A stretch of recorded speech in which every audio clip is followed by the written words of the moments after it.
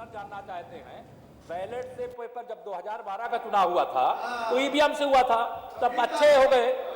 मतलब असत्य बोल करके जनता के बीच में ऐसी बातें रख करके 300 यूनिट बिजली फ्री देंगे बातें करके सब नकार दिया।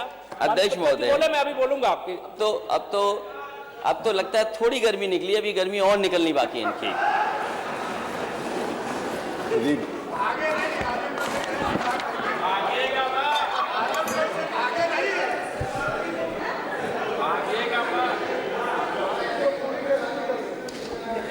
समाजवादी पूर्वांचल एक्सप्रेस में बलिया को जोड़ना था, बलिया कब जुड़ेगा? अध्यक्ष महोदय, एक और डिप्टी सीएम भाग गया था। अभी तो बहुत बातें हैं, अभी बहुत सी चीजें रखी हैं। अध्यक्ष महोदय, जो पूर्वांचल एक्सप्रेस वे बनना था, बलिया अभी तक नहीं जोड़ा गया, और जिस गांव तक, आखिरी गांव तक समाजवादी सरकार में,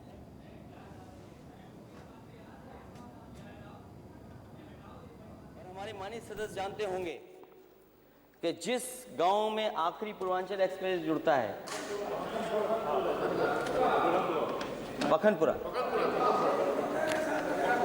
पखनपुरा ग्राम सभा के आगे नहीं गया पूर्वांचल एक्सप्रेस वे। मैंने एक अधिकारी से पूछा कि आखिरकार ये एक्सप्रेस वे अगर बिहार चला जाता तो न केवल यूपी की कनेक्टिविटी बढ़ती, बल्कि बिहार और बंगाल से जो लोग आ रहे हैं उनकी कनेक्टिविटी बढ़ जाती, और तो न केवल उत्तर प्रदेश को उसका लाभ मिलता, बल्कि देश की अर्थव्यवस्था को लाभ मिलता। लेकिन 5 साल नेता सदन, आपको किसी ने नहीं बताया कि बिहार से भी जुड़ सकती है सड़क, या गाजीपुर हाजीपुर वाले एक्सप्रेस वे से जुड़ सकती है। अगर ये डिजाइन आपने किया होता तो आप शायद लैंड एक्विजिशन आगे भी करते, और लैंड एक्विजिशन मैंने आगे इसलिए नहीं की थी क्योंकि मैं जानता था दिल्ली में सरकार दूसरी है, दिल्ली की सरकार दूसरी है, और एनएचएआई के करीब अगर आप आ जाते हैं तो दूसरी सड़क को परमिशन नहीं मिलती, एनओसी नहीं मिलती। हो सकता था कि दिल्ली वाले एनओसी न देते और उलझा देते, इसलिए उतने 12-18 किलोमीटर मैंने छोड़ दिया। लेकिन 5 साल गुजर गए, न बलिया जुड़ा, न बिहार जुड़ा, और टोल लगा दिया उस पर। थोड़ी रफ्तार से चलोगे तो पेट दर्द होगा और कमर दर्द होगी। सोचिए आप, और शौचालय की कहीं जगह नहीं। अरे आपका तो प्रिय काम है शौचालय बनाना, आप शौचालय क्यों नहीं बनाए? मैं कई बार गया हूं, आजमगढ़ गया हूं, और मुझे खुशी इस बात की कि जिस समय एक्सप्रेसवे मैंने दिया था, न गाजीपुर की जनता ने मांगा था, न आजमगढ़ की जनता ने मांगा था, लेकिन हमारा लगाव पूर्वांचल से था, और पूर्वांचल और आजमगढ़ को अपना घर मानते थे, इसलिए एक्सप्रेसवे दिया था मैंने। हमारे घोषणा पत्र में नहीं था, लेकिन दिया हम लोगों ने। वहां शौचालय कोई जगह नहीं, कोई चाय पीना चाहे वो नहीं।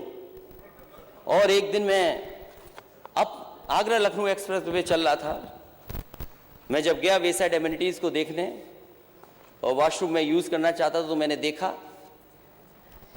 कि एक पिता अपने बेटे को लेकर के वॉश बेसिन में सुसु करा रहा है। तो जब उसने मुझे देखा तो घबरा गया कि माफी, गलती होगी। मैंने कहा कि आप ऐसा मत करिए, मैंने कहा ये गलती हमारी है।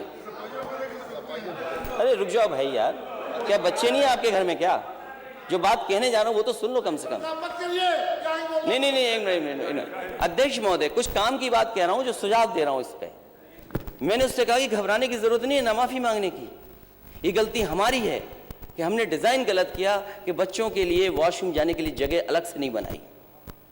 मैं नेता सदन से कहूंगा कि पूर्वांचल एक्सप्रेसवे जब बनाएं तो छोटे बच्चे कहां पर वॉशरूम में जाएंगे उनके लिए जरूर बनाना। वो डिजाइन हमारा फॉल्ट था, शायद इस डिजाइन में आप बेहतर कर देंगे। ये सुझाव था, अगर ये सुझाव गलत है तो वापस ले लूं मैं। बताओ माननीय सदस्य।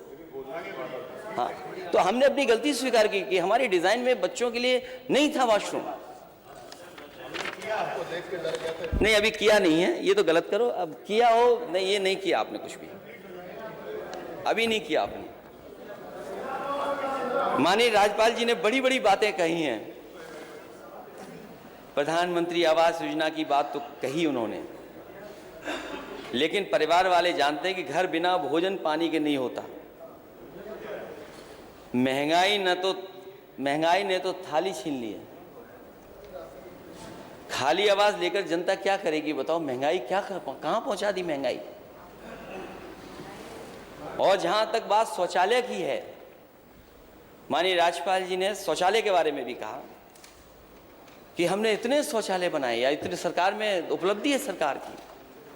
अब और कितने शौचालय बने कागजों पे, ये तो दिखाना बंद होना चाहिए। कम से कम शौचालय में वो चल भी रहे और कितना पानी पहुंच रहा है उन शौचालयों में। और आपकी उपलब्धि ये भी है, जो उपलब्धि आप जगह जगह बताते हैं कि गैस कनेक्शन हमने दिए हैं, इतने गैस कनेक्शन हमने दे दिए। ये उपलब्धि है सरकार की, ये तो है उपलब्धि सरकार की, हम स्वीकार करते हैं उपलब्धि है सरकार की कि गैस कनेक्शन बांटे हैं।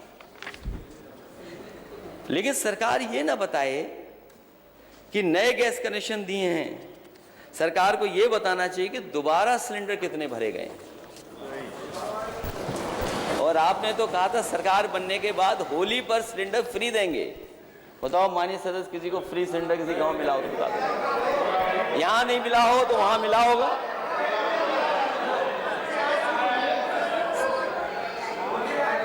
केवल उन्हीं लोगों के लिए था जिन लोगों को उज्ज्वला गैस में कंट्रैक्ट से मिला। ये योजना वही है माननीय मंत्री। देखिए माननीय मंत्री ठीक है, कहा गया।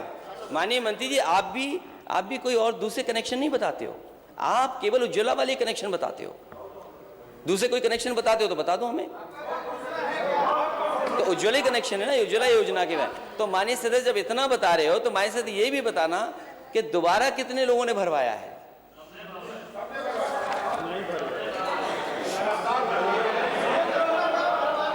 और ये भी बता दें कि पिछले महीनों में कितनी बार सिलेंडरों के दाम बढ़े हैं, ये भी बता दें माननीय मंत्री जी।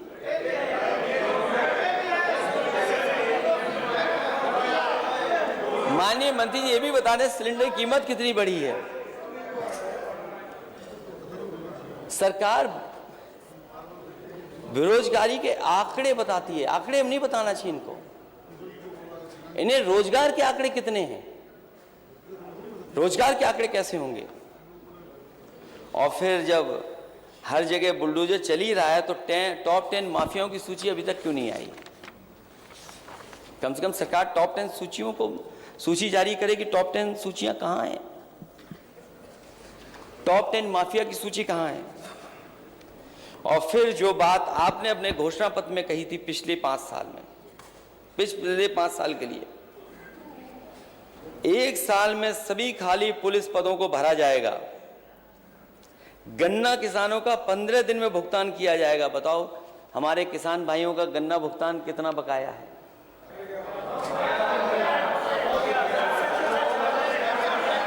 आप तो बोलोगे हो गया है, अभी आंकड़े दूंगा मैं, अभी मैं पढ़ूंगा उसको भी, अगर आप चाहें तो मैं पढ़ दूं।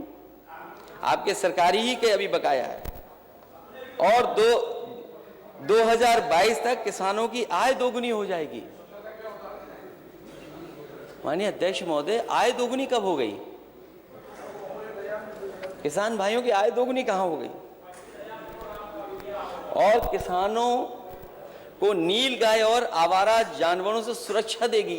ये बातें मैं आपके घोषणा पत्र की कह रहा हूं, मैं अपनी तरफ से नहीं कह रहा हूं। किसानों को नील गाय और आवारा जानवर से सुरक्षा क्या दी है बता दो। हमारे माननीय सदस्य बगल में बैठे हैं, एक ही विधानसभा में अभी तक 15 लोगों की जान जा चुकी है और किसी भी गरीब किसान की मदद नहीं की। अगर किसी गरीब की मदद की हो तो बता दो आप। और मैं तो कहूंगा सरकार से, वो सरकार के पास आंकड़े होंगे। हम सरकार में नहीं आए, लेकिन हमने अपने मैनिफेस्टो में लिखा था कि अगर कोई भी गरीब या किसान की खेत में जानवर के वजह से जान जाएगी, सांड के मारने से जान जाएगी, तो उस गरीब परिवार की मदद करेंगे। मैं चाहूंगा कि सरकार ऐसे तमाम गरीब परिवारों की मदद करे। और अगर सूची मंगाना चाहे तो ये हमारे विधायक हैं, माननीय विधायक हैं, ये अपनी अपनी विधानसभा की सूची दे देंगे। इन्हीं की विधानसभा में 15 लोगों की जान गई है। संदीप कुमार उनकी जान चली गई, बाबा दीन उनकी जान चली गई, वैजनाथ रावत उनकी जान चली गई, विनय कुमार शुक्ला उनकी जान चली गई, रामराज नाई उनकी जान चली गई, भूपेन दुबे की जान चली गई, चंद किरण जान गई, धर्मेंद्र, राम अंजेर यादव, ओम प्रकाश गुड्डू, राम केवल यादव, स्वामी दयाल चौरसिया, देवी प्रसाद पासी, चुन्नीलाल, हीराराम पासी। ये गलत सूची नहीं है, ये केवल इनकी विधानसभा मिल्कीपुर की है। और फिर इस सवाल को न केवल हमने उठाया, देश के प्रधानमंत्री जी ने भी उठाया। तो सरकार को ये कम से कम बताना चाहिए कि जो गौशालाएं हैं और जो सड़कों पर खुले जानवर घूम रहे हैं, उनकी देखभाल के लिए सरकार के पास योजना क्या है और ठोस योजना क्या बनाई है। 5 साल में 70 लाख रोजगार सृजित किए जाएंगे, नौकरी नहीं, रोजगार सृजित किए जाएंगे।